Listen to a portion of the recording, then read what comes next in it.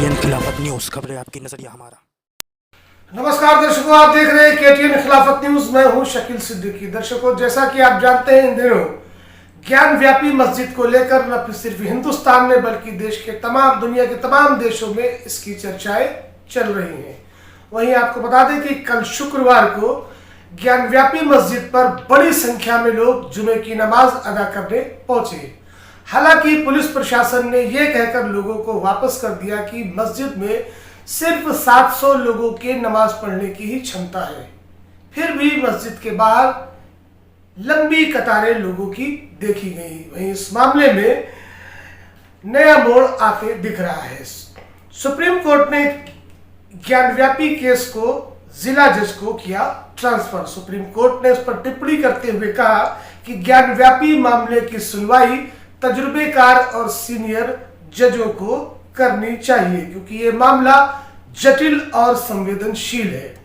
आपको बता दें कि इस केस की सुनवाई के लिए सुप्रीम कोर्ट के जज DY चंद्रचूड़ की बेंच ने कहा कि इस केस की सुनवाई को एक तजुर्बेकार और सीनियर जज करे तो बेहतर होगा।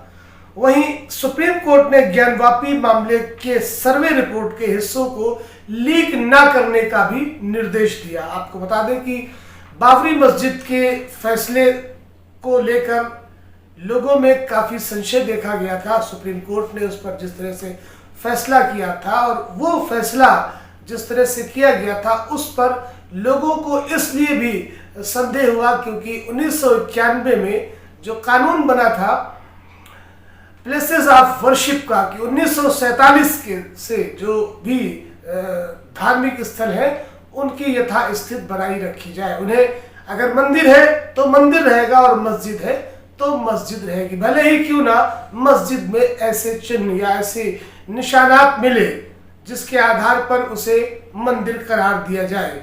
तो जिस तरह से इस बार फिर ज्ञानव्यापी मामले में शिवलिंग के मिलने की बात कही गई। हालांकि मस्जिद की इंतजामिया कमेटी ने इस बात से इनकार किया। उन्होंने कहा कि वो शिवलिंग नहीं है, बल्कि उस जमाने में फुव्वारा लगाया जाता था जो पत्थर का था। लेकिन इस मामले पर कोर्ट ने अपनी टिप्पणी दी और इसे सुरक्षित रखा।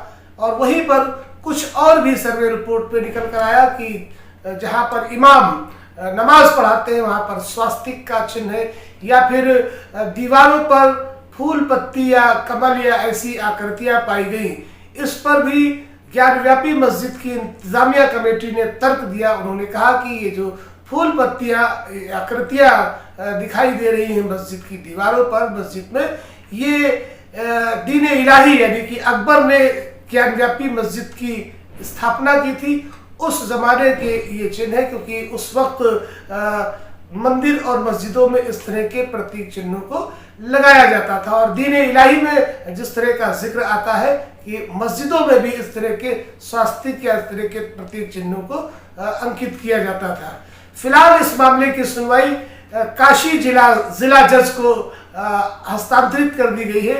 अब देखने वाली बात यह होगी कि क्या एक बार फिर से जिस तरह से बाबरी मस्जिद को मंदिर करार देकर सुप्रीम कोर्ट ने अपना फैसला सुनाया था, जो कि 1991 के प्लेसेस ऑफ वर्शिप का खुला उल्लंघन भी बताया जा रहा है। कानून के जानकारों की माने तो 1991 में प्लेसेस ऑफ वर्शिप कानून आया था जिसके तहत इस तरह की कार्रवाई नहीं की जा सकती थी। लेकिन फिलहाल देश में जिस तरह से एक माहौल चल रहा है, जिस तरह से देखने को आ रहा है कि अभी ज्ञानव्यापी मामला आया, फिर काशी और मथुरा और इसके बाद और भी तमाम ऐसी मस्जिदें हैं जिनको लेकर एक सोची समझी रणनीति के तहत RSS का जो एजेंडा काम कर रहा है उसके तहत देखने को मिल रहा है।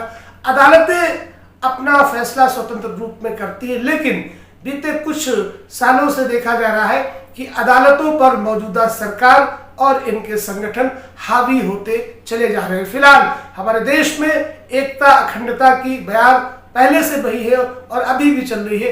कुछ मुट्ठी भर लोग जो अवसरवादी शक्तियां हैं वो इस देश की एकता और अखंडता को इस तरह से छिन्न भिन्न करने का काम करते हैं। लेकिन जिस तरह से देश की जनता को और मुसलमानों को पूरी तरह से अदालतों पर, कानून पर भरोसा है और इस बार भी ऐसा ही देखने को मिल रहा है। पूरे संयम और शांति से काम लेते नजर आ रहे हैं देश के मुसलमान।